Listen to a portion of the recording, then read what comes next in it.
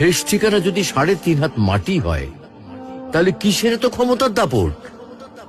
ভোর 5টায় মৃত্যু, সকাল 6টায় জানিয়ে দেওয়া হবে মাইকে, 8টায় শেষ গোসল করানো হবে, 9টায় তোমাকে নতুন কাপড়ে সাজানো হবে, জোহরের নামাজের পরে তোমার আলিশান বাড়ি থেকে বের করে নিয়ে যাওয়া হবে, 2টায় তোমার জানাজার নামাজ পড়ানো হবে, 2:30টায় তোমাকে কবরে নামিয়ে ফেলা হবে।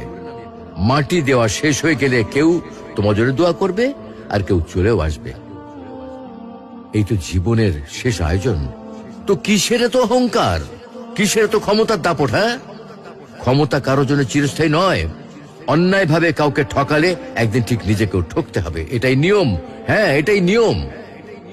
ভোরের সূর্যোদয়ের আলোতে যে পৃথিবী আলোকিত হয়, সন্ধ্যার সূর্যাস্তে তা আবার হারিয়ে যেত দেখি। অসত্য দিয়ে সত্যকে কখনো ঢেকে রাখা যায় না। প্রকৃতি বড়ই নির্মম। কবে কখন কোথায় কার উপর আঘাত হানে তা একমাত্র উপরওয়ালাই ভালো বলতে পারেন। অহংকার আর দাম্ভিকতা পতনের লক্ষণ, তাই অহংকারী না হয়ে সহনশীল হন। ক্ষণস্থায়ী এই দুনিয়ায় কেউ চিরস্থায়ী নয়। এজন্য ভুলে যেতে হবে সব রঙিন স্বপ্ন, ফিরে আসতে হবে রবের দিকে, কারণ শেষ ঠিকানা তো সেই 3.5 হাত মাটি।